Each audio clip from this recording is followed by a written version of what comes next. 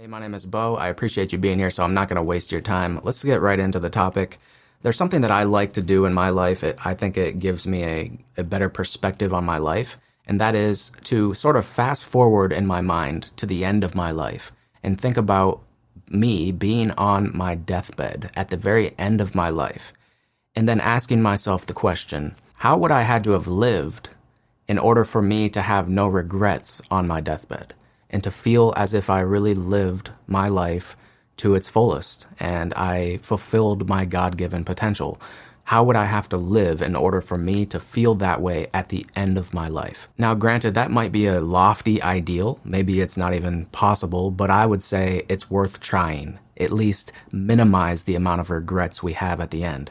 Maybe we won't get to the point where we have zero regrets and we lived a perfect life, but at least we can say we did our best. So here are the 7 regrets you might have on your deathbed. Number 1, you lived your life believing things that weren't even true. I don't know about you, but one of my biggest fears is getting to the end of my life and then realizing that I lived my life fighting for things that didn't need to be fought for, or just believing things that were just false or just total lies maybe, believing things about myself that weren't true, believing things about the world that weren't true. I think that's one of the worst regrets anyone can have, is just realizing that they lived a lie almost. They lived their whole life believing in some fantasy, some make-believe thing that wasn't even true whatsoever. And so we have to be very careful about what we choose to believe about ourselves and the world. And we have to be very careful about any negative perspectives that we might have about anything. Because in my experience, any perspective on life or perspective about ourselves that brings up some sort of negative feeling or emotion that makes us angry or resentful or bitter or jealous or whatever, those perspectives are always untrue.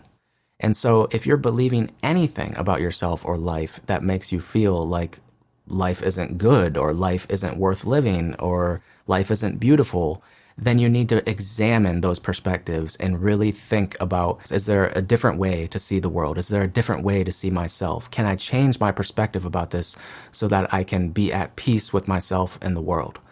And that's how I like to think about it. If it brings peace to your life, then it's true.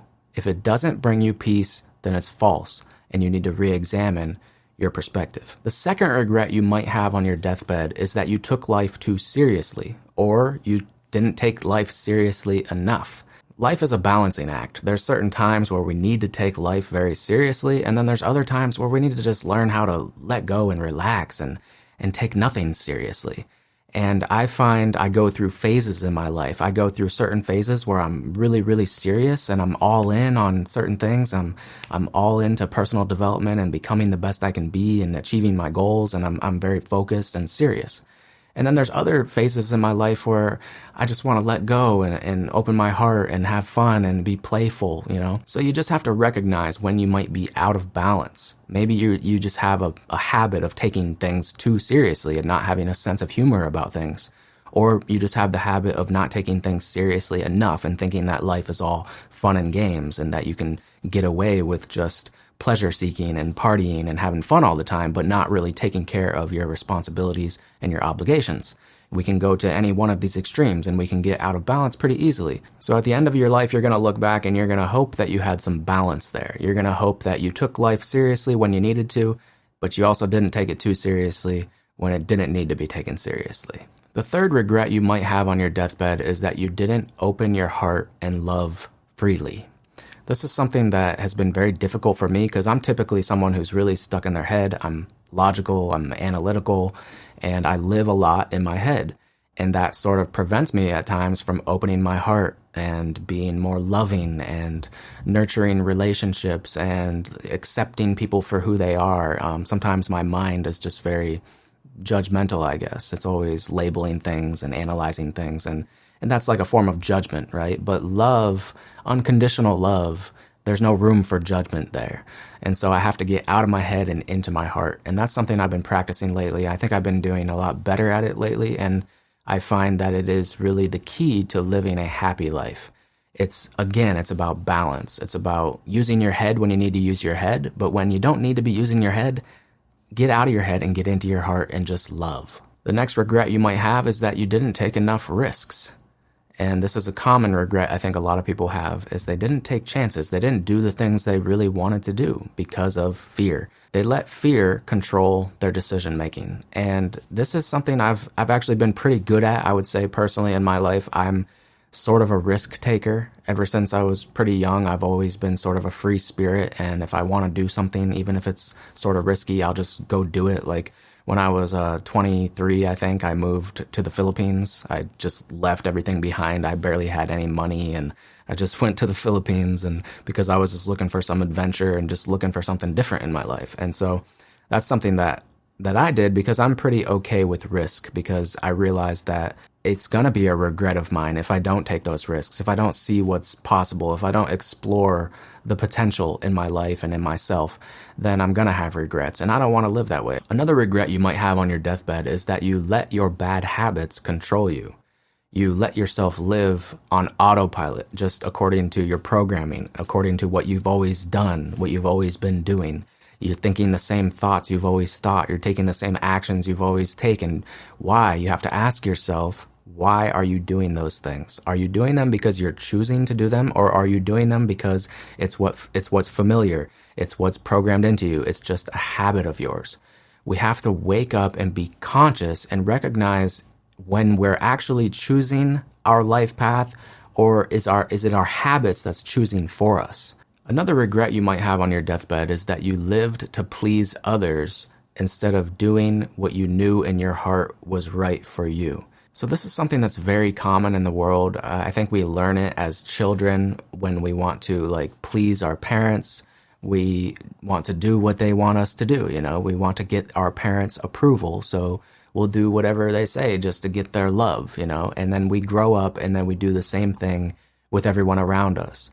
We want people to like us. We want people to approve of us. So we go around just saying yes to everyone and being this nice person and pretending to kind of fit in and be jolly and be agreeable and never rock the boat or do anything that's against the grain, because we're secretly just trying to please other people. We're not really living a life that is true to ourselves. And the final regret you might have on your deathbed is that you didn't create something to leave behind for humanity.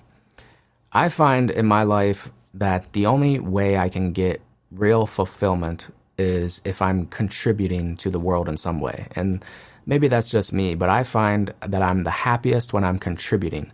Just making this video right here, even though it's difficult at times for me to make these videos, it's not always easy. Sometimes I make mistakes and I have to do a lot of takes of these videos to get them right. It's a lot of editing, it's a lot of work. It's not always fun to make these videos, but when I do this and I put it out into the world and I publish the video and I get feedback and I see that these videos are helping people, that just fulfills me. And it's not like feeding my ego, oh, I think I'm so great because I'm making these videos that help people. It's not even that. It's just more of a soul thing. It's on a soul level. It's it just feels good to serve. It feels good to help people. It feels good to know that I'm making some kind of difference in the world, that I'm giving my gifts to the world, that I'm not hoarding them, that I'm sharing my knowledge and I'm helping people in whatever way that I can. And we all have a gift to give, so we have to give it. It doesn't have to be necessarily something you create, something creative, like art or a book or videos or whatever. It can be, your children. Your children is something you leave behind in the world. So maybe that's your mission, is to make the best children possible, to raise your children in the best way possible and to teach them valuable lessons and to instill wisdom in your children so that they can go on and serve the world. So you're leaving your children behind and your children can serve the world through you in a way. If you start just giving your gifts and serving in whatever way you know how to, in whatever way that you're able to, you're going to find your happiness levels increase dramatically. Your levels of fulfillment are going to go up.